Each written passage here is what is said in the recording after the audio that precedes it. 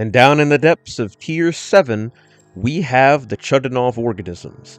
The Chudinov Organisms are prehistoric organisms that were allegedly resurrected from 250 million year old potassium ore by Soviet scientist Dr. Chudinov in 1972, using distilled water to dissolve away sodium in the Brzezinski potassium combine. Dr. Chudinov discovered a fossil structure including algae and worms, and when investigating the fossil later, the 250 million year old organism seemingly sprung to life as if they were paused in time.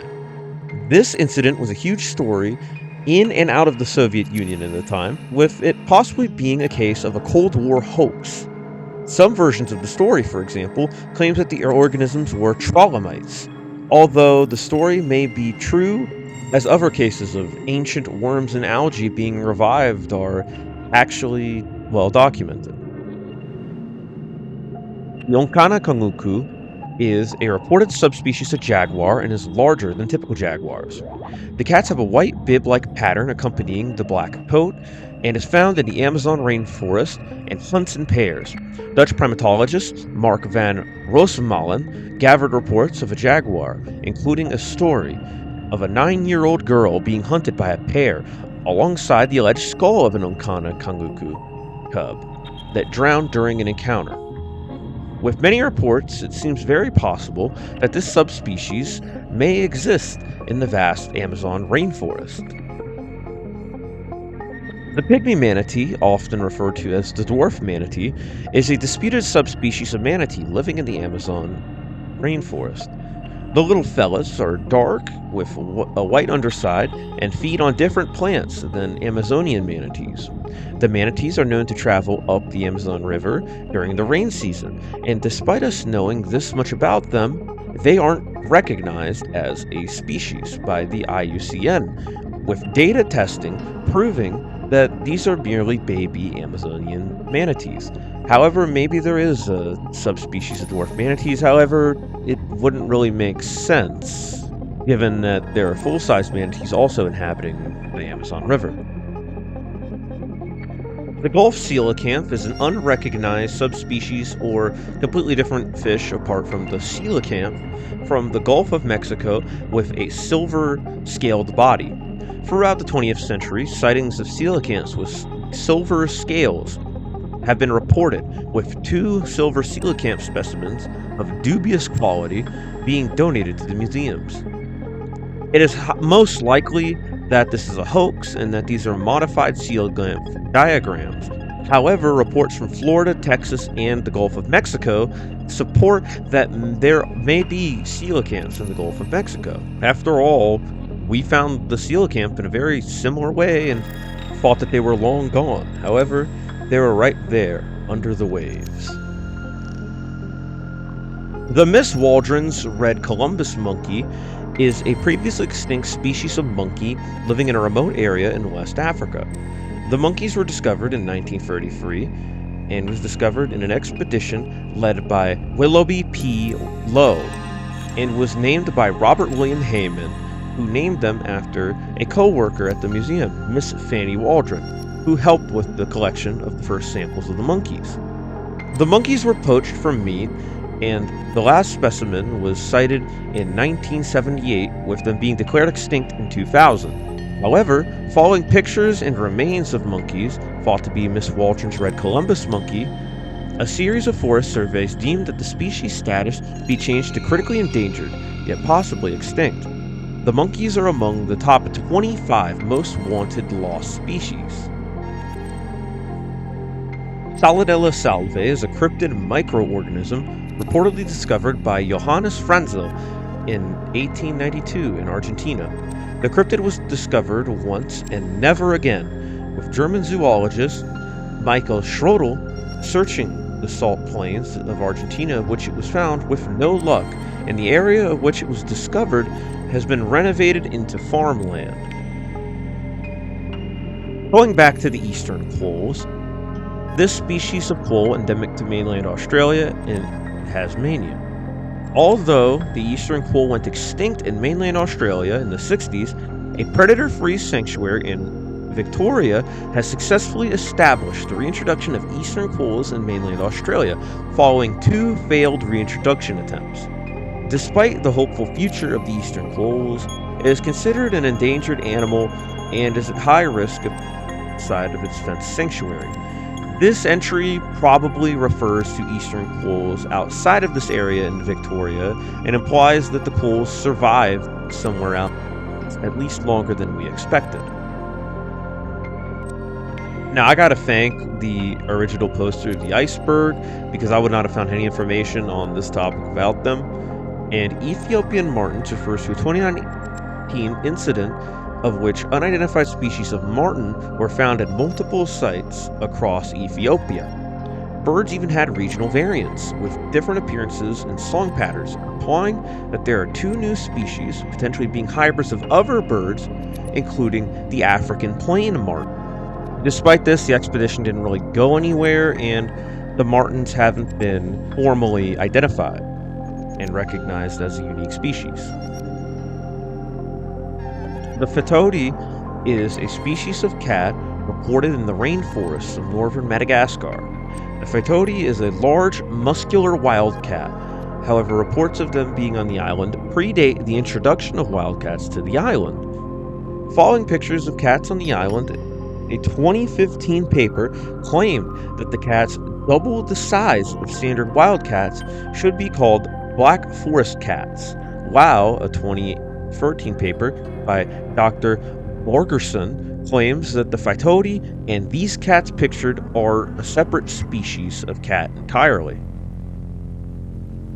Lost birds of paradise is a concept brought up in the book of the same name written by Errol Fuller, which implies that the group of birds known as the birds of paradise is a larger group than we currently think, and that many species of birds that we know today are actually hybrids. The book theorizes that most, if not all, of the birds of paradise are hybrid birds, citing an incident during the plume trades of hummingbirds, where hummingbirds of different species were misidentified as the same bird, and they went on to make hybrid species that went unrecognized for many years. So maybe there are father species of birds of paradise that we may never know about. And now here we are at the bottom of the iceberg. And starting the bottom of the iceberg, we have the living Queen of Sheba's gazelle. The Queen of Sheba's gazelle, also known as the Yemen gazelle, is an extinct species of gazelle thought to be a subspecies of Arabian gazelle, but is no longer considered a valid species. The last known sighting was in 1951. However, a picture taken in 1985 of gazelles claimed to be surviving members of Queen of Sheba's gazelles. The Maui O'o is a bird you've probably heard of before. The last recorded evidence of this bird was the sound of a blown male singing its mating song, unanswered, with no females responding. However, this entry poses that this species of moho, or a completely unidentified species of moho, may be out there on the island of Maui. Now, this entry is actually kind of awesome, and it refers to how a group of capybaras that inhabit a small section of South America are actually considered invasive species, with the Pretoria Zoo in South Africa only allowing free capybaras due to its invasive species qualification. And this kind of proves the little coconut doggies can be chill even in areas where lions exist. I just find this super cool.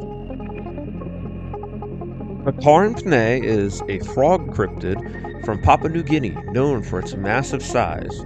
The Carn-Pnay is said to grow to the size of a baby and have a snout-to-vent length of a foot, putting it among the largest frogs in the world, and it is said to have been hunted by locals for food, as one frog could feed multiple people.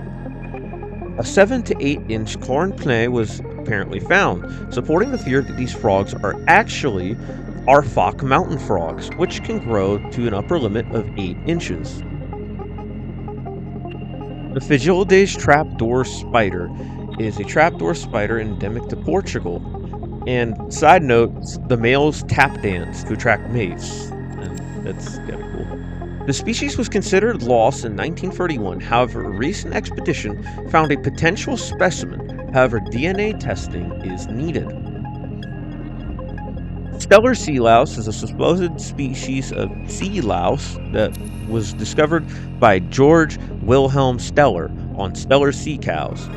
The louse was never found again following the extinction of its host, with no specimens or illustrations existing, only being documented in Steller's documents.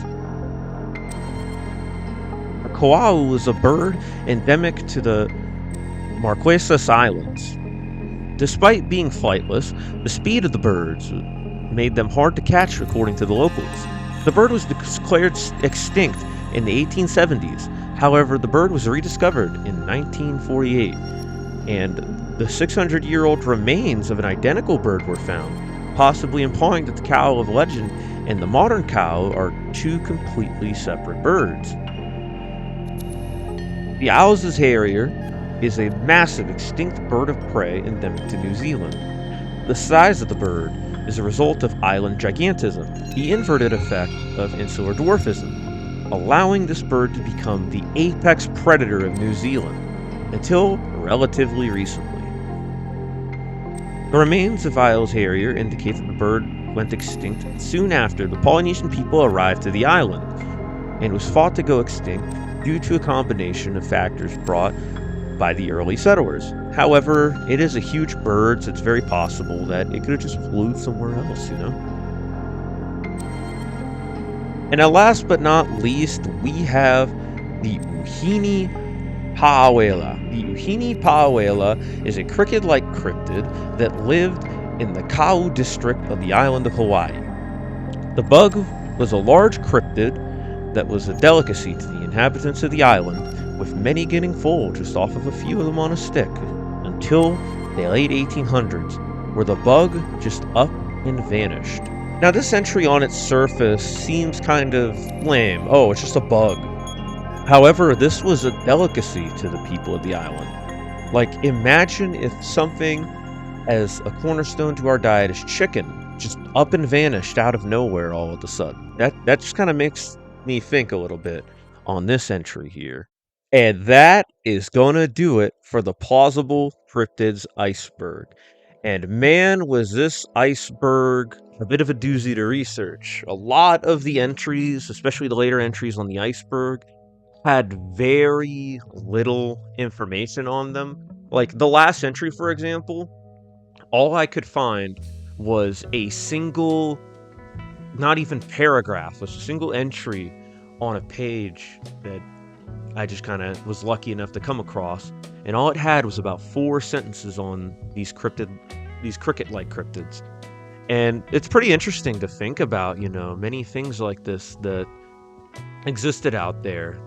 Cryptids, for example.